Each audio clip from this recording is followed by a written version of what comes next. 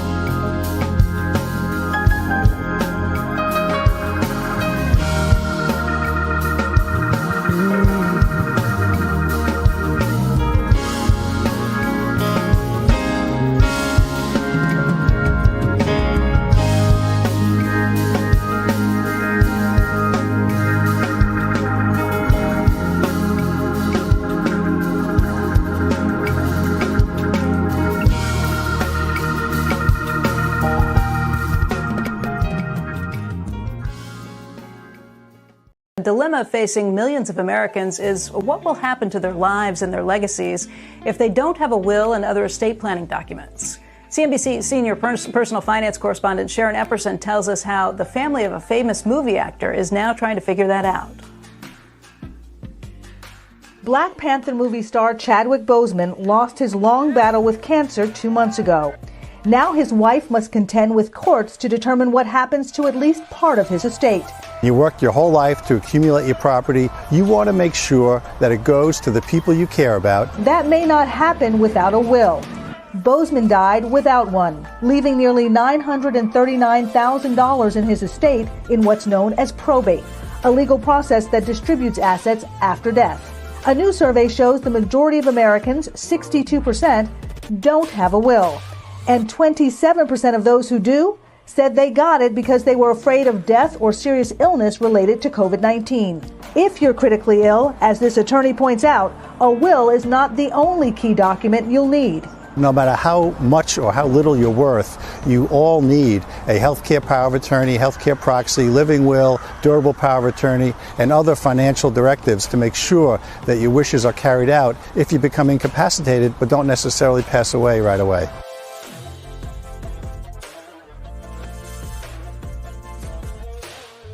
I read an interesting article about an African-American family in Chicago that was dealing with the recent loss of their mother. In 1986, when the mother purchased her home, she had visions of buying a home and accumulating wealth over the course of the years. And she did. She built up equity in her home. The problem was when she passed away, her family found out that she didn't have a will. The courts had to get involved, and as a result of legal fees, court fees associated with the probate process, she lost over $80,000 of equity in this home. What's tragic is in this country, 70% of African Americans die without a will. What that simply means is we're not able to accumulate generational wealth from generation to generation. So what we should take away from this article is it's important that we plan our estates, because if we don't, we're not going to be in a position to be able to solidify our financial futures and establish a legacy for generations to come.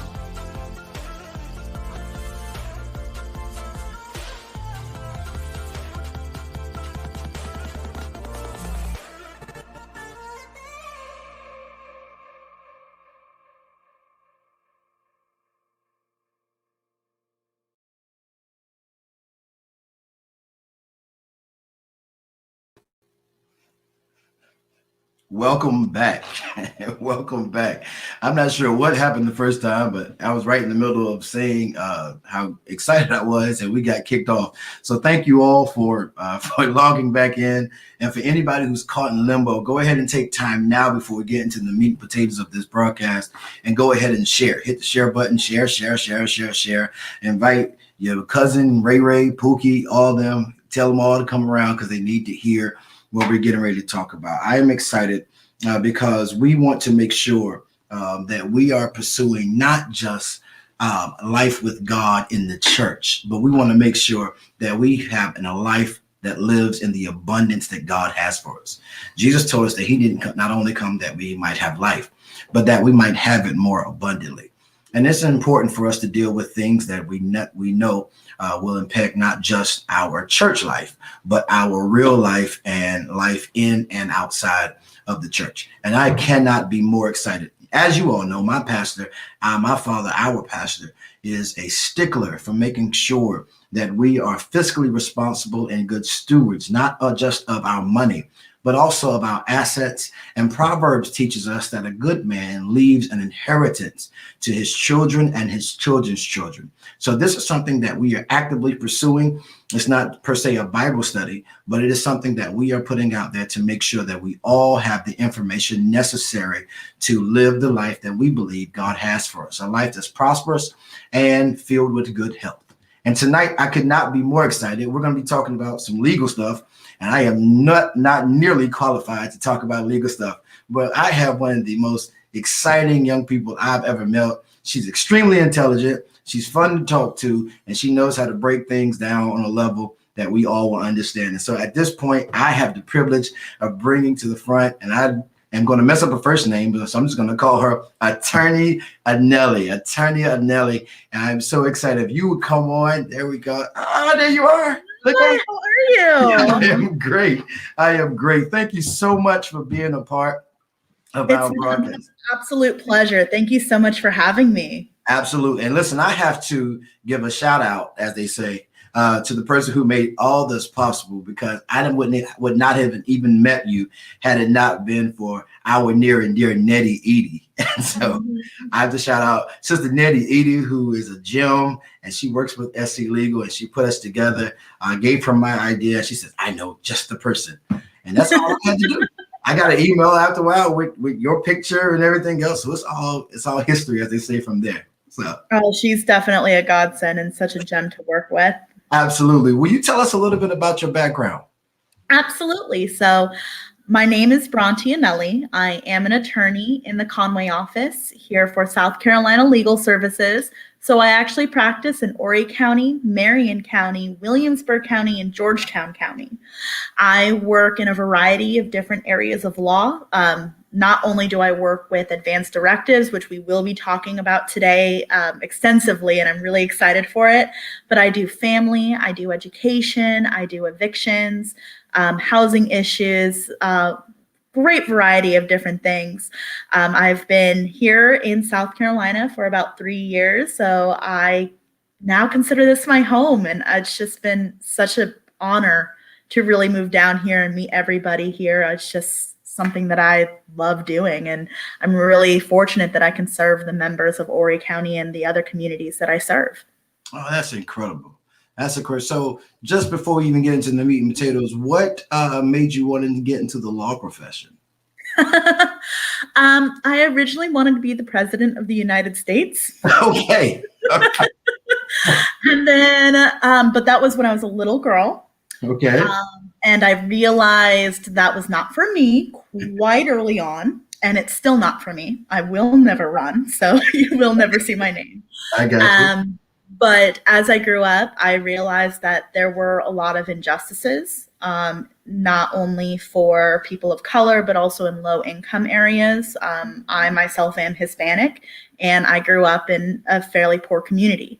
And just seeing the discrepancies and how the law really affects everybody, and I really dove headfirst into it. And my first exposure was actually special education, and just how differently special education students were being treated in school districts versus regular education, and their rights and their access to same or similar education levels that we have in regular education. And then from there, I went to law school based off of that inspiration, and it exploded. I fell in love with family. I fell in love with housing. I fell in love with estate planning. And then I found legal services, which did everything that I loved. And now I'm falling in love with the communities that I serve. I love working in the rural counties. I love working in Horry County and Georgetown, and everybody that I meet, I'm just so thankful to not only serve, but they're also very thankful for the services that we can provide for them as well. So, absolutely. Yeah. So I tell you what, so looking at this in this establishing generational wealth is our overall trying to teach that. And one of the things that we looked at is the staggering statistic that 70-something% of African Americans die without a will. The little clip before the broadcast began showed that even the Black Panther, our hero, Chad Bosman, he died without a will, and now some 900,000 and something is still in the courts, and his wife is trying to make sure that all of it comes to them. I was looking at John Singleton, who had an outdated will written in the 1990s, I believe. And when his will was written, he only had one child, and his net worth was something almost just a little bit less than $4 million. And at the time of his death, he had 4 children, and I think his net worth was something around $35 million. And so even though the $4 million was allotted to his first child, the remainder of his estate is still in court trying to figure out what's happening. When I got into this, I thought how amazing it is and how astounding it is that so many people died without a will. Aretha Franklin, Michael Jackson, Prince, all these people died without wills, with huge estates. So this isn't just on us. Why are so many people dying without wills, you think? One thing that I experience a lot is people think, well, I'm not going to die, or I'm not going to die now. Nobody knows when their time is, so they're not prepared for it. Another thing that I see a lot in just working at legal services is people think, well, I don't have a lot of property. Who am I going to leave it to? All I have is a car and maybe a house, and that's it. And I have 1 or 2 kids. They're going to be fine. But one thing that I have realized, just not only in my practice, but also my personal life, is when you do pass, you don't know who's going to come out of the woodworks. You don't know who's going to be fighting over the car, the house, that piece of silverware that your great grandmother gave you. You just do not know. So it's best to protect your assets right now and everything you could do at this point, because again, you do not know when the good Lord is going to call you. You do not know at all. So as a result, it's best to prepare yourself, but also your family. It's really important, because when you pass away with a will, it doesn't affect you. It doesn't affect you at all. Who it does affect is your children, your grandchildren, aunts and uncles, family members who are going to be working with the courts, who are going to be battling it out. And as we saw in that clip, you can lose a lot of money and a lot of assets just trying to battle it out in court. Attorneys are not cheap. We're notoriously not cheap. So the best way to protect yourself, and especially your children more than anything, is to actually prepare yourself right now as best as you can. And then that way you can then ensure that your children are protected later on. Because it doesn't matter if you don't have anything. As long as you have something written down, then it'll be covered. Gotcha. Absolutely. Well, and for those of you that are watching out there, she's going to be presenting a lot of information. So I invite you to get your notepad and your pens and your tablets together to take notes. But also we also are monitoring the Facebook page. And so if you're watching and you do have a question, if you'll type the question, we may not be able to get to all of them, but if we see a question, we're going to try to address all of the questions. So this is a really, really important session. I'm super excited about this episode 1 of this legacy series. And so I remember first, I think you need to put the little disclaimer out there, if I'm not mistaken, with your slideshow about what SC Legal does and doesn't do. So I'm going to turn the floor over to you. All right, thank you. Mike, if you'll put that slide up.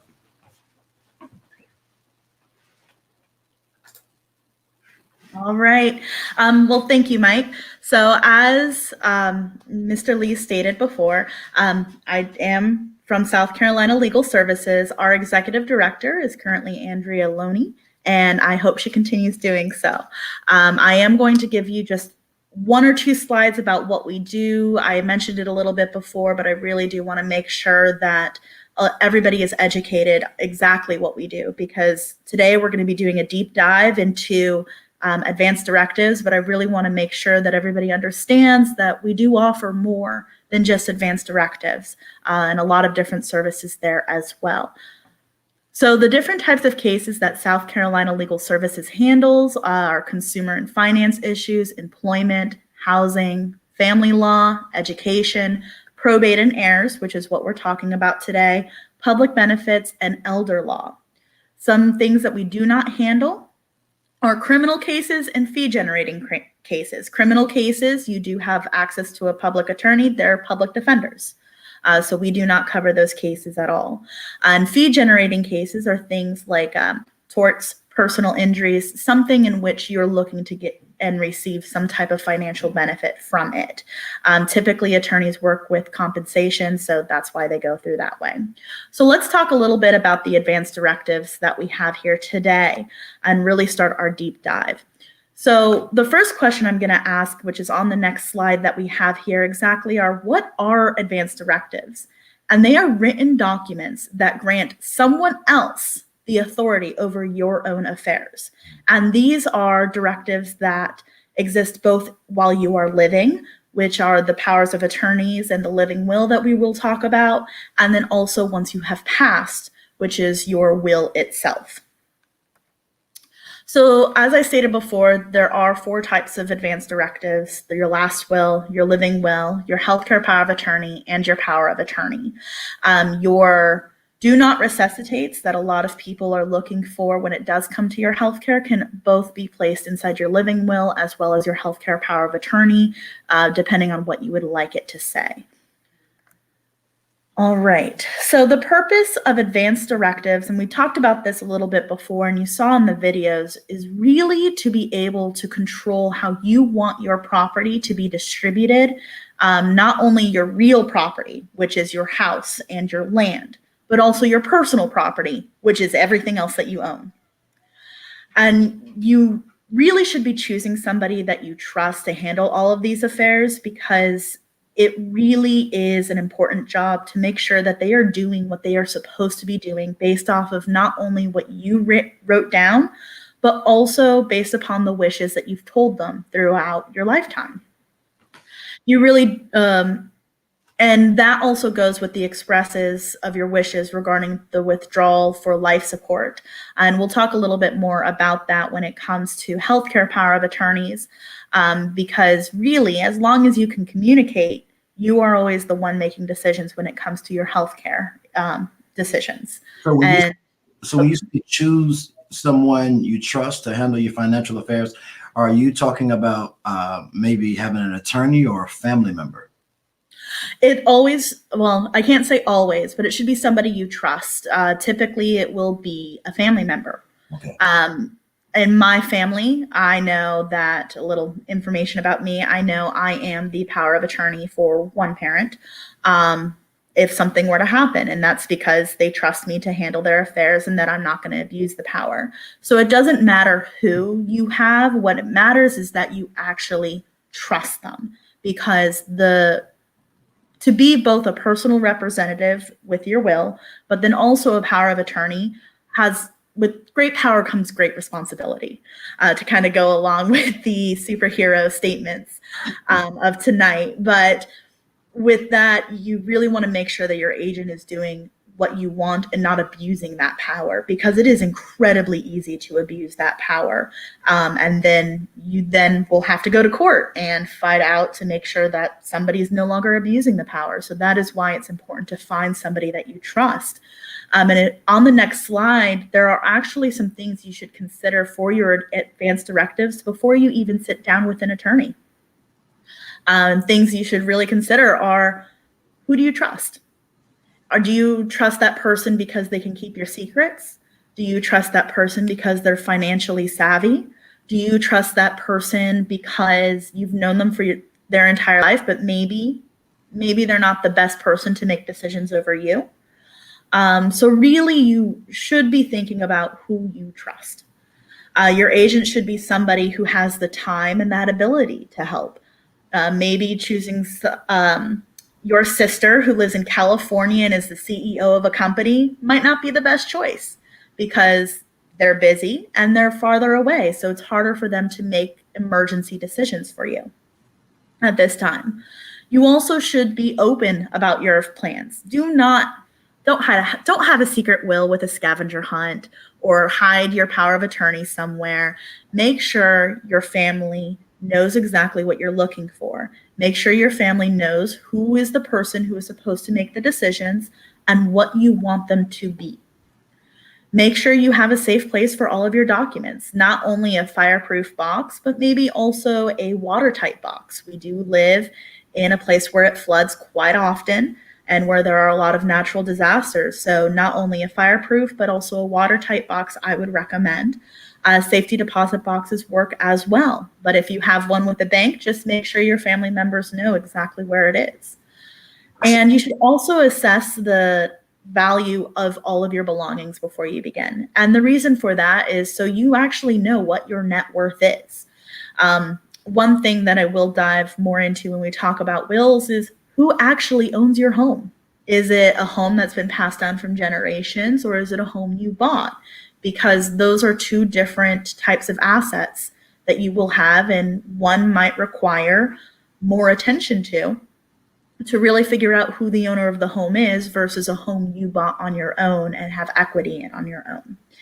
And then after you have had those decisions, you know exactly what you want, then contact an attorney for assistance, because even a simple will can be complicated. You need to make sure you have and met all the requirements for the law, and you need to be advised into what is really your rights in this situation, both under the law, and maybe you have an idea of what to do, and the attorney can help you talk through to figure out what is in your best interest.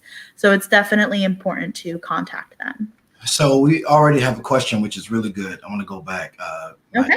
Just with this, number one, I got a statement and I want some clarification. Number two, I'm going to go to a question that we have online already.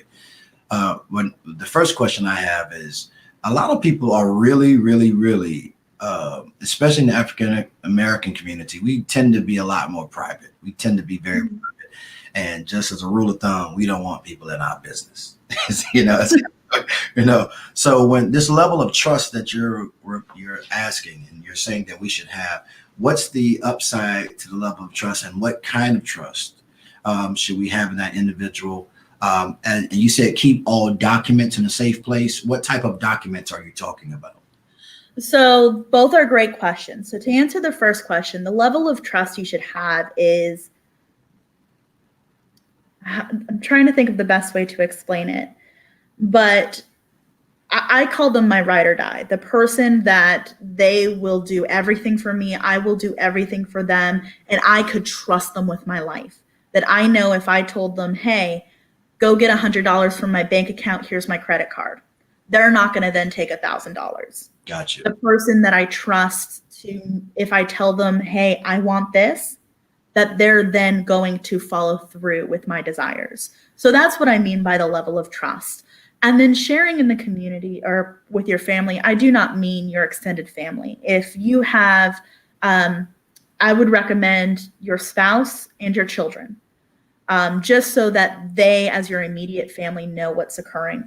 Because when it comes to making decisions without these advanced directives, they are the people that are directly affected most immediately. So if you tell your spouse, your desires, and your children, your desires, then that will keep it in a smaller circle.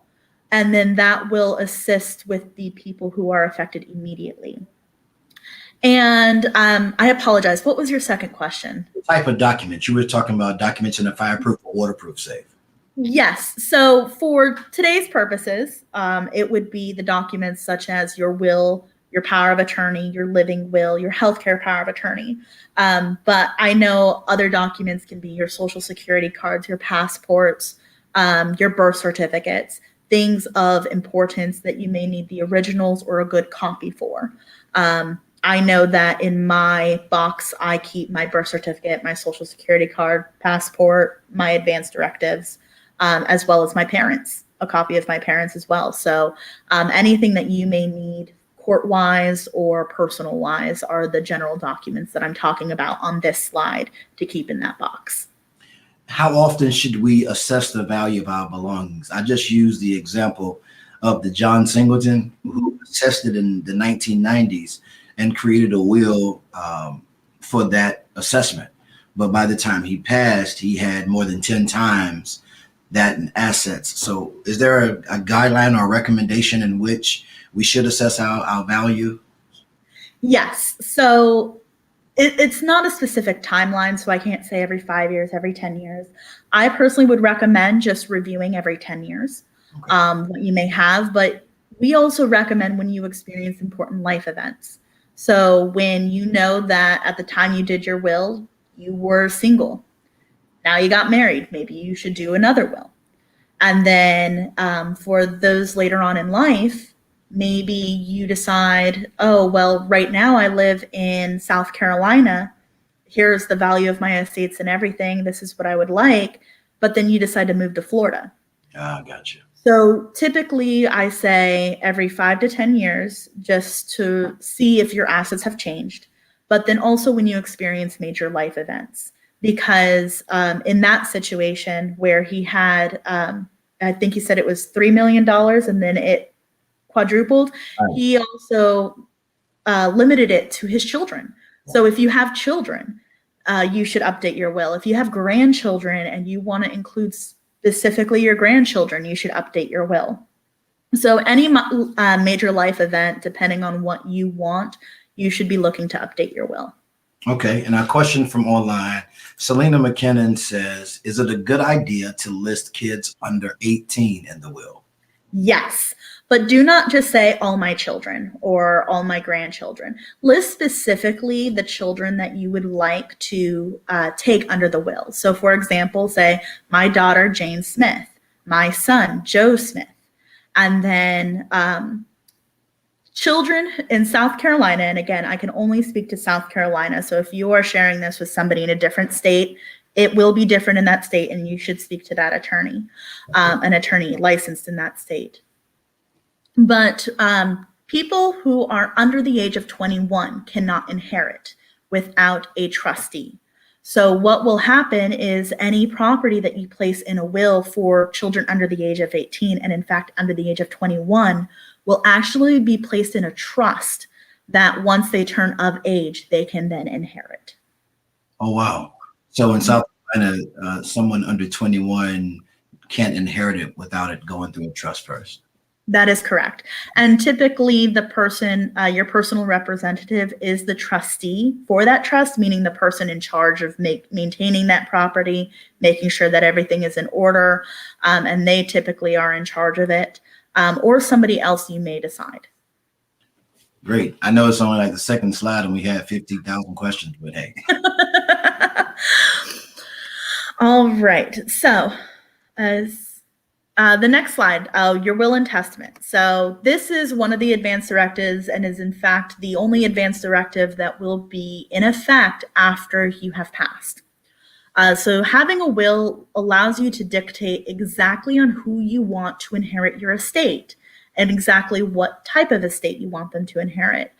Your estate is everything you own at your time of death. It's not just your house, but it's also the land, your car, your watches, your clothes. Everything that you have ever purchased or has ever been given to you is part of your estate. Now, if you have sold or given away that property, so for example, a car, if you said in your will that you want your daughter to have your car, but then you sell your car for a different car, or you just sell your car because you no longer want it, it doesn't mean that your will is completely in effect. Your child will still inherit something. So for example, if you had her take a 2014 Kia Sportage and that's what you gave her to in the will, but then you decided to get rid of that and then get an Aston Martin, well, if that's the only car you own and that's the only car you gave in the will, then theoretically she would then inherit that newer car or any money or proceeds that you would have received for that car. You will have to file your will in probate after you have died. You can file from the day you have passed up till 10 years, and then we'll talk a little bit more about what happens after 10 years and why it's important to file. But you will actually have to go to court to actually probate your estate. With a will, it just goes a lot quicker and less time consuming and less money being spent on it than without a will. You will have to decide who your personal representative is. The way I view a personal representative is they are the same person. They don't have to be the same person, but they have the same powers as your power of attorney does when you're alive. So they have the ability to open up your estate, close accounts, go into your accounts. If you have a business, they can close your business. They can make financial decisions for you, all with the intent to close up your estate, make sure the property goes where it should be. You should also waive a bond. And what this means is that your personal representative will have to pay the court if they are required to have a bond. And this is essentially them promising, based on their financial backing, that they will do exactly what you wanted in your will. If they do not, then the court keeps the money. If they do, then the money goes back to them, just like you would with a bond. So make sure you waive that bond. You want your personal representative, again, to be somebody you trust, to do all of your decisions for you. And then that will just ensure that there's no financial hardship for your personal representative. And then we already talked a little bit about this before, but review and update after major life decisions. So marriage, death, moving, birth, adoption, things like that. The first step, the second step after you really review your assets, figure out who you would like to be your personal representative and your power of attorney, is figuring out if you have the capacity to make a will. To have capacity, you must be 18. You must be of sound mind, meaning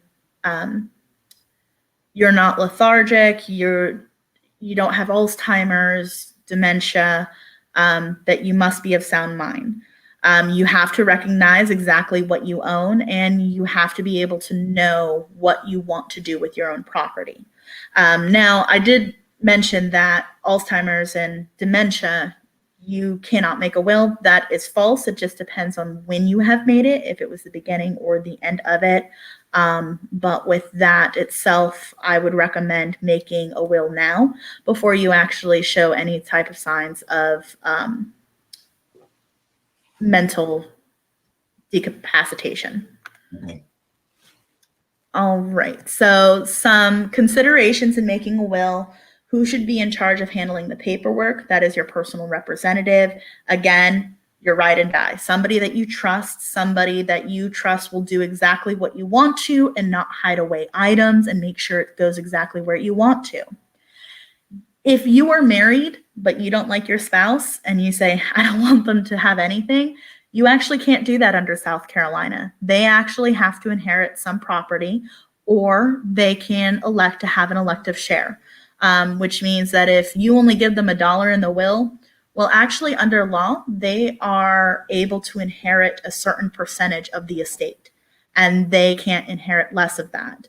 So they then can make that decision of, well, although my spouse hated me and only gave me $1 in the will, I really should want to exercise my elective share. You can exclude children. You can exclude children all day long. And when we talk about children, we are only talking about your biological and legal adoptive children. If you do have stepchildren, you can include them. You can include anybody you want in your will.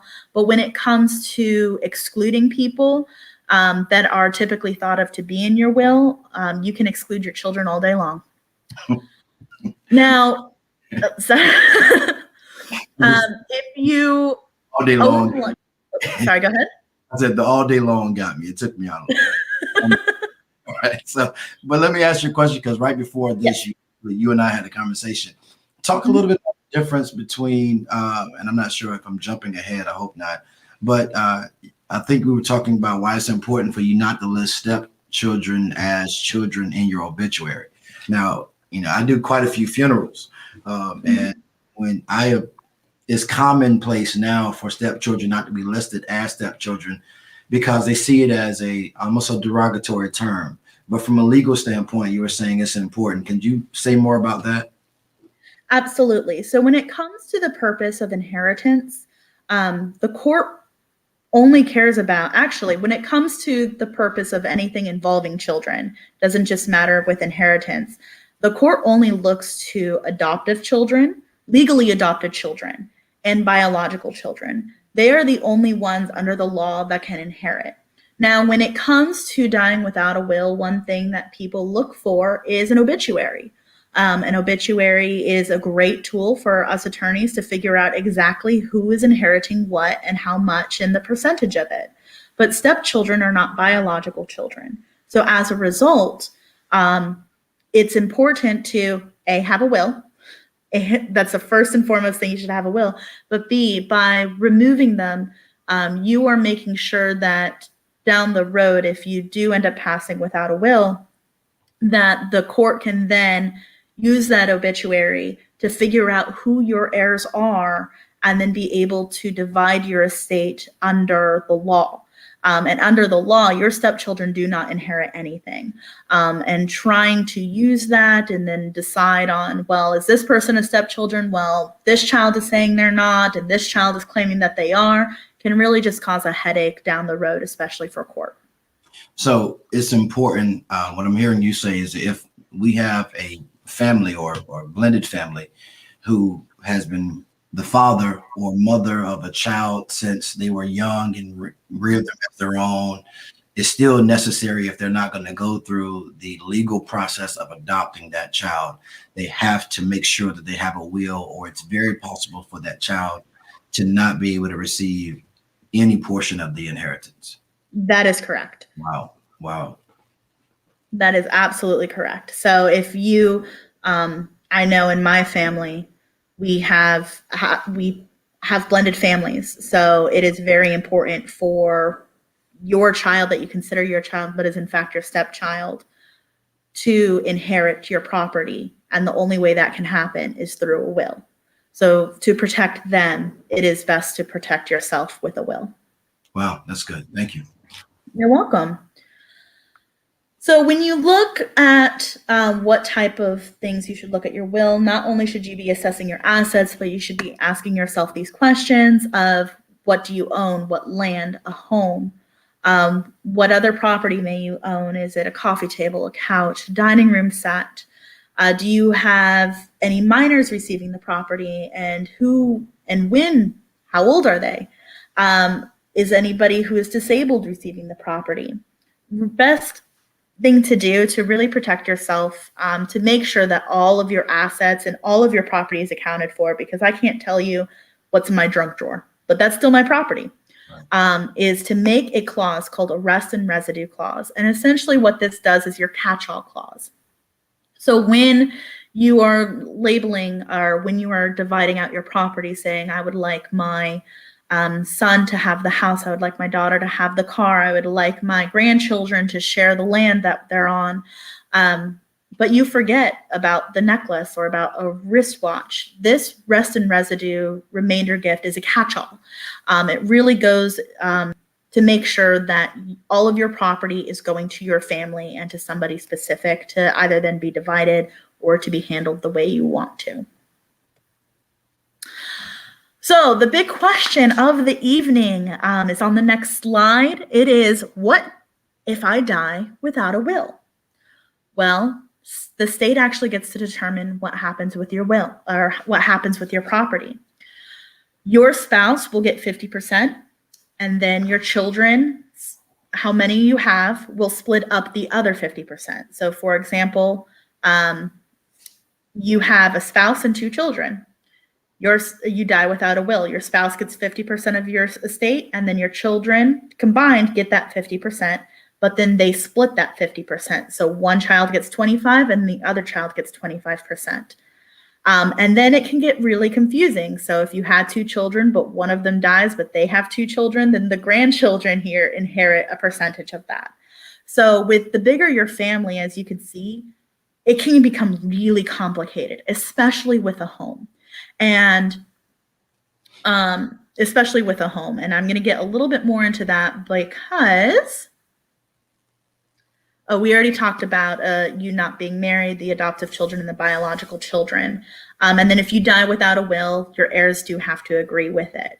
So once you have passed, your case must be open in court. And it must be opened within, from the date you died till about 10 years. I typically recommend after about a year, because some laws kick in that can really protect you from different types of creditors or different types of actions from that. But after 10 years of your death, even if you have a will, your will doesn't count anymore. So you really should be able to probate your estate within that 10-year period. Now, we talked about really dividing this property up without your will. That then becomes heirs property. And a lot of families in South Carolina have heirs property. And what that means is, and we see this all the time, is your grandfather bought the home. He died without a will. It then went over to grandma and all of the other, to your parents and all of the children. And then, as you can see, the bigger your family is, the more complicated it can be. And you can then have one home that's owned by 15, 20 different people. And you may live in that home, and you may have lived in that home your entire life, but that doesn't mean you own it. What that means is you own a percentage of it. So if you do live in a home like that, we do recommend that you try to do something called quiet title, to making sure that you then have the full title to that home in your hands before you make a will. Because when you make a will, you can only give the property that you 100% own. If you don't, then you're only giving that percentage, which can be a problem, because if 20, 30, 40 years down the line, something happens, well, you've only given your 5% interest in the home that you've grown up your entire life, divided between all of your children, which can become very complicated and very time consuming in court, and can take years to determine exactly how to divide up a home.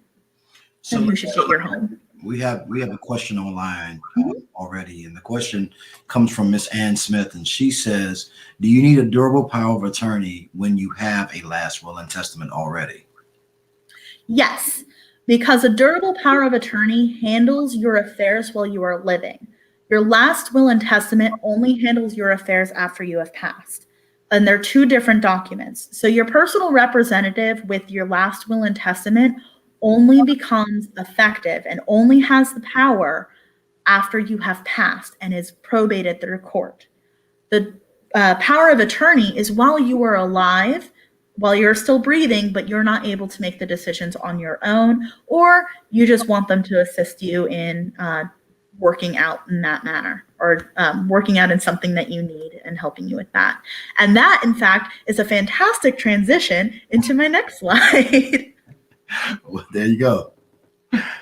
So powers of attorney, there are different types.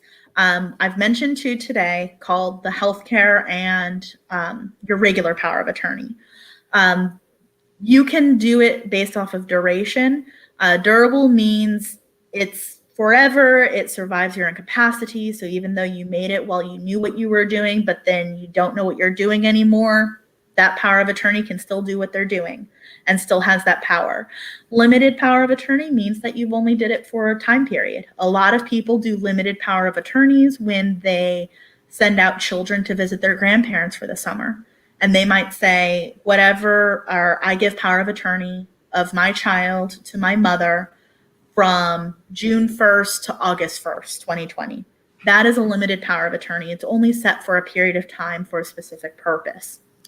And then again, it can be based off of purpose. So for everything that you need, only for limited, so only for schooling or healthcare decision, for schooling or some financial decisions, and then of course your healthcare.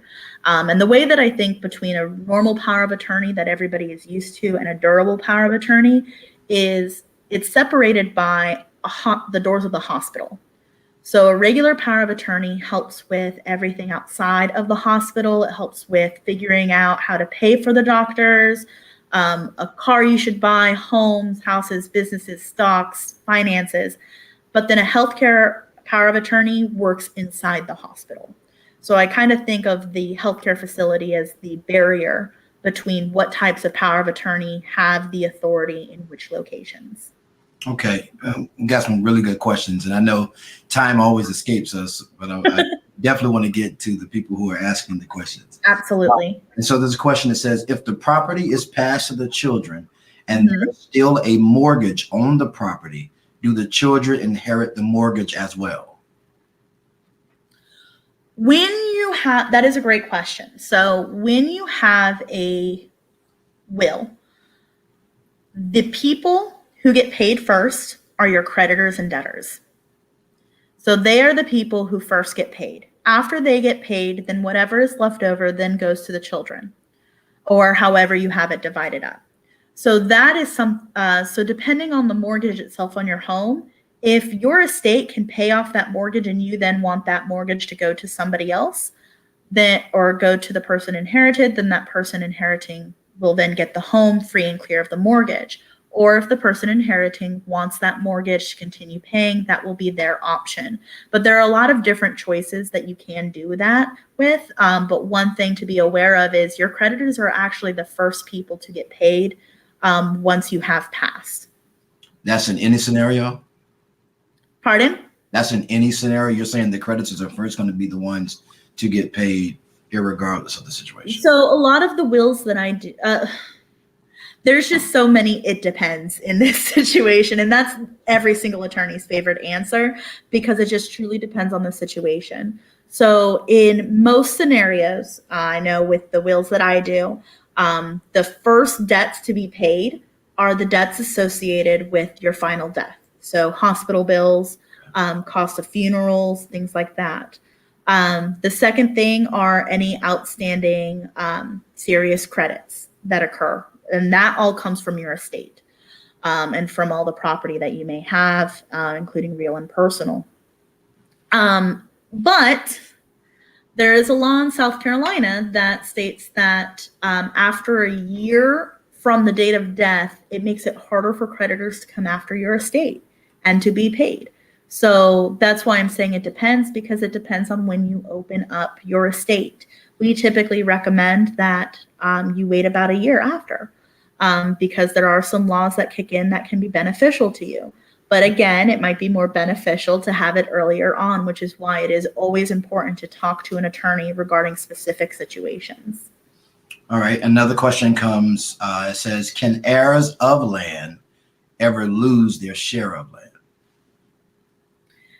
So let me just make sure I'm understanding this. So somebody who already owns a percentage of land, can they lose it? Or are you saying somebody you want to be an heir of the land? I'm assuming they're saying someone who's inherited land.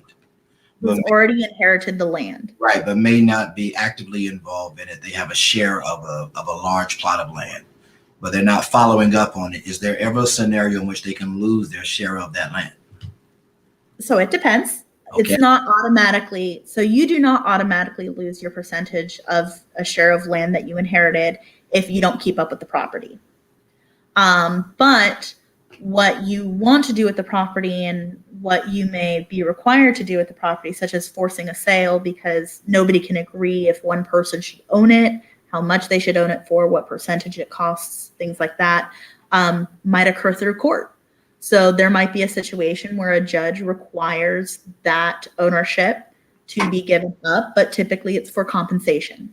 And in something like that, it's called a forced sale, where they sell the property and then everybody gets a percentage of ownership. So if I do apologize, if you do own land, or if, for example, your great grandfather owned land and it's divided up and you just have a percentage of that heir's property, you still have that percentage. And then if you pass, your children will get a percentage of your percentage for those purposes. So it's not something that if you don't go to that land anymore, you no longer own it. That's not the case, in fact.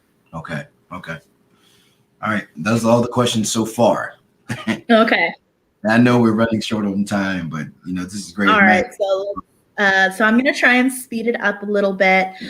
So things to consider with the power of attorney on the next slide. As I stated before, it is a very powerful document. The power of attorney is able to do everything you are able to do as a person while you are alive without your permission. So definitely choose somebody who you trust. But if you want it for a limited purpose, such as you need somebody to help you with SSI or the VA benefits, there are definitely other avenues you can take without giving a person your entire control over your entire life. So definitely look at exactly what you need to be done. And if there's a different avenue to do that, then I would recommend doing that before doing a power of attorney, just because of how powerful a power of attorney can be. Especially if somebody that you thought you can trust turns out you can't trust them. You use the acronym SSI, just from people who don't know what the acronym stands for. It is Social Security. Oh, Lord, hold on. Social Security insurance? Okay. I know it.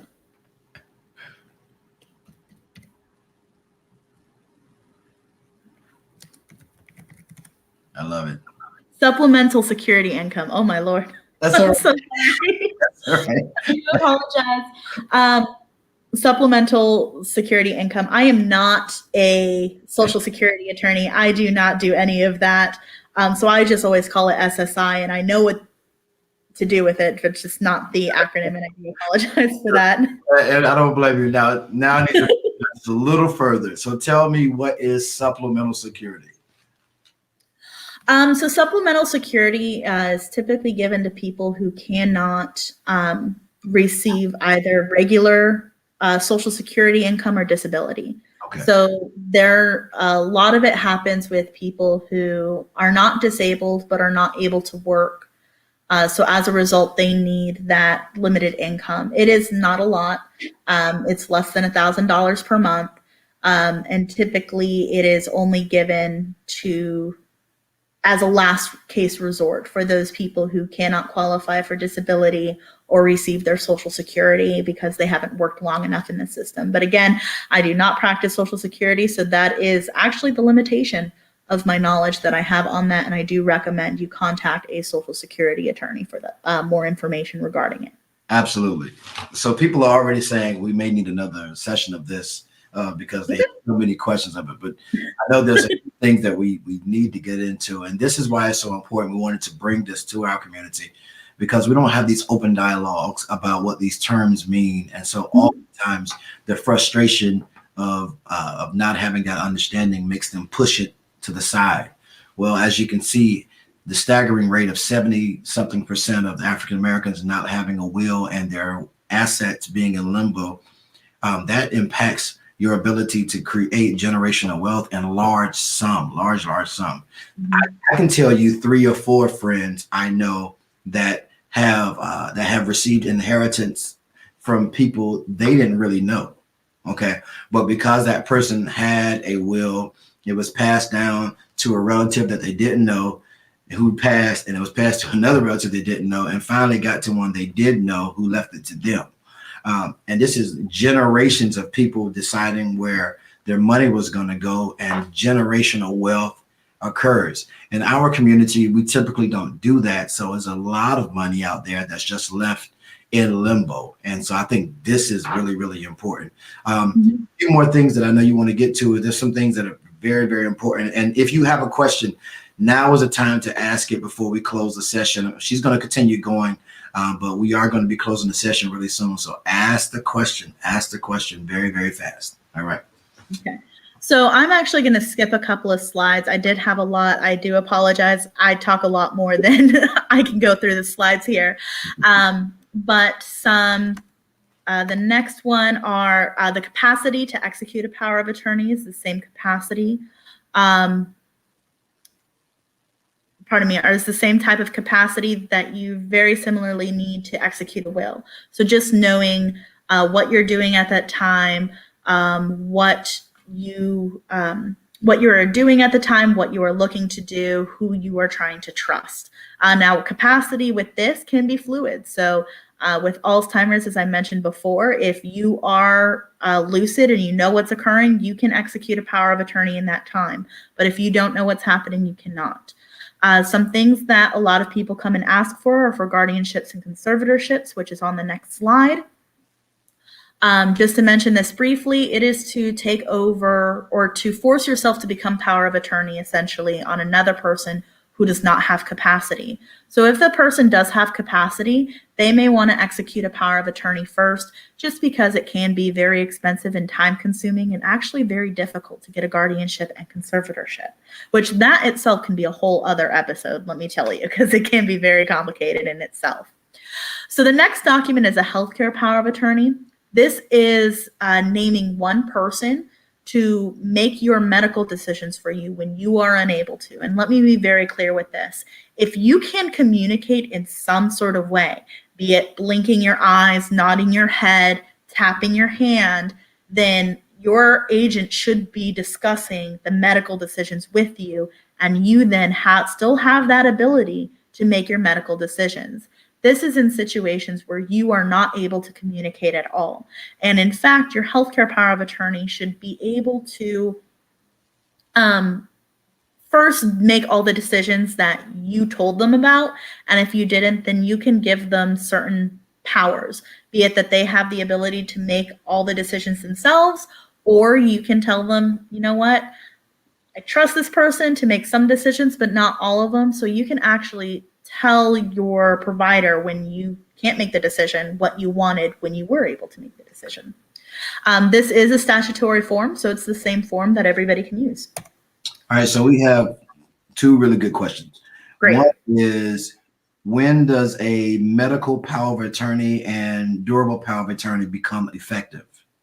Great question. So with a healthcare power of attorney, it is effective the moment you are unable to communicate your decision.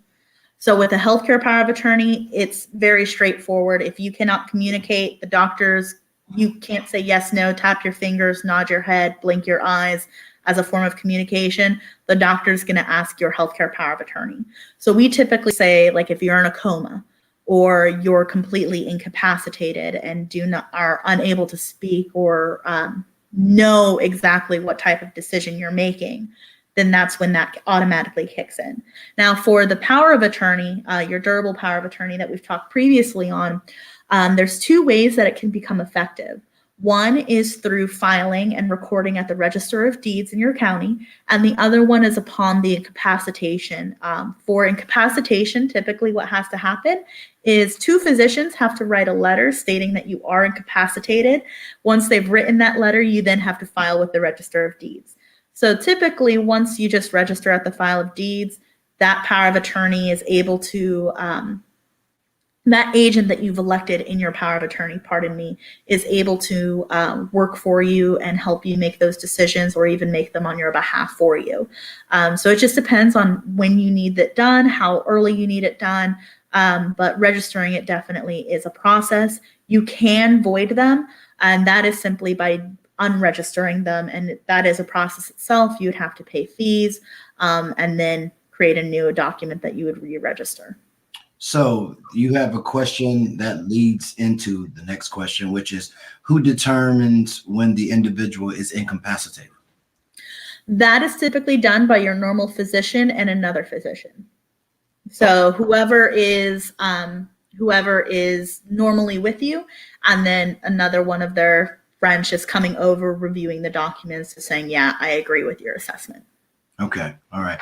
And a great question, which is, how can somebody go about getting started, or how do you go about getting started with your will? That came from Kimberly Lee, and I know her very well. That is a wonderful question. So once you know exactly the extent of your property and who you want to leave it to and who you want to be your personal representative, the best thing to do is actually reach out to an estate planning attorney. We actually do them at Legal Services. So if you do qualify, at the end of our slide, I do have our contact information. So you can call that number and then apply with us. But an estate planning attorney will then sit down with you. We'll walk through all of those decisions, tell you the pros and cons, answer your questions in details, because it is best to speak with an attorney regarding those decisions, because you want to make sure that your property is going exactly where you want it and that the language is specific. A lot of people, especially older generations, may just have a letter or a note written exactly what they want with their property. But because property changes, items have changed, children have grown and have more children and grandchildren, it can be very confusing if you do it on your own. And to protect your children and your family in the future, it is best to speak with an attorney just to make sure that the language is correct and that it meets all the statutory requirements. Absolutely. And I was just Elder Lee Jones just asked me, Elder Lee Jones Jr. just asked me if we're able to get these slides. Can I post these slides for them to be able to view on their own, or is this proprietary? I do not know. So what I'll do is I will speak with my office manager and my managing attorney regarding that. And if we can, what I'll do is I'll contact Nettie, and she then will get in contact with you regarding that. But that is something I do not know. That is extremely good. I got a question. Are there legal service agencies in other states, particularly North Carolina? So every single state has something like legal services. You may also call it legal aid. North Carolina does. We do work with them as well. So every single state has their own different types of priorities, so different cases that they would handle. So if you are in North Carolina, I do recommend that you just reach out to their number. You can just Google North Carolina Legal Services or North Carolina Legal Aid. Those numbers typically will, the numbers that will pop up will typically be those numbers. You can also contact your state bar and just figure out which type of attorney will help you, and they can actually make recommendations. So you don't have to actually go to legal services if you don't qualify. You can just contact the state bar and they will be able to provide you with some more information. And every single state has a bar, has a state bar. So you definitely will have a number to be able to call at that point in time. And there's a question coming from Wendell and Dixon. I'm hoping that she can hear me. They can hear me right now. It says, can you buy these papers and have them notarized? I'm going to wait for a little more clarity on the papers. I'm assuming we're talking about maybe power of attorneys and those documents. So it depends. As I've been stating, not stating, but hinting at this entire time, is every single state has different requirements for what the documents need to be. Especially when it comes to wills, you might have a standard form and be able to fill in the name, but the moment you change the format of the writing, so by writing something in or crossing it off, you may have invalidated the entire will. Oh, wow. So a lot of people like to go to LegalZoom to help, and I've never seen a LegalZoom document that has worked out well in South Carolina. I know in other states it has, but there's just a lot of differences that goes on. Now that is not to call out LegalZoom at all, so please. Sure. With that, but it is very popular to get forms off the website, print them out, write something in. It is best to actually have it all typed up in the same format, not just fill in the blanks or looking at different, or having it in a different font or click down menu options. And the reason being is, one, it might not meet your state statutory requirements. Two, it it actually can invalidate parts or all of your will. Or 3, there's going to be a question of your legitimacy and capacity. Was somebody trying to force you to make those decisions? Was this something you actually, in fact, wanted? Or did somebody have force you to make a decision, or you weren't going to get fed that night? So that is why we recommend going to an attorney, because you can sit down with somebody one-on-one. They can make sure that you're not being forced to make a decision, that you're making all the decisions, and that it meets the statute. All right. I think that you just answered it, but Melissa McCaskill just said, do you have to go through a lawyer to get power of attorney papers? And I'm going to repeat what I think your answer is going to be, so I can make sure I'm following. If I'm not understanding, you're saying that you might not necessarily have to go through a power of attorney, but you strongly recommend it, because if they don't, there's a good chance, or at least a chance, that the document could be found invalid, or portions of it found invalid. And so, exactly. Okay. Good. Yes. So that is exactly correct. Also, with power of attorneys, we just want to make sure that you are safe, that nobody's forcing you to do it, because it has a lot of power. With powers of attorney, a person who is your agent, without your permission, can go open up a bank account, get a life insurance plan, buy a home, everything in your name with your money without your knowledge. And that's really the authority that you're giving over with the power of attorney. So to do it on your own, there's a lot of, for your own safety, we do just recommend that you reach out to an attorney to be able to do it with them on their own. That makes perfect sense. And we are out of time, but I will ask you, I'm going to give you the final word. First of all, I want you to hear my complete and total gratitude. And I'm telling you, all across, we're hearing Ms. Smith saying thanks for the information. Melissa is saying it's very informative. Ms. Dixon is saying great session. Cassandra Cheeks is saying this was very helpful. So everybody's just ranting and raving. Kimberly Lee saying this is really good information. So there's plenty of great things coming on out there. And I know that we may need another session of this in the near future.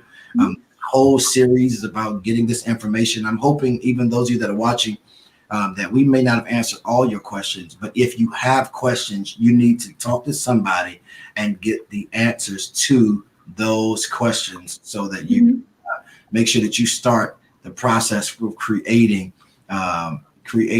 effective generational wealth. And I'm going to leave the final word with you. And Sister McKenna is asking, can we have another session? And we may just have to do that. Yeah, I would be more than happy to come back, because I did not get to really what a healthcare power of attorney or a living will really is. So I'd be more than happy to come back again. I had an absolute blast.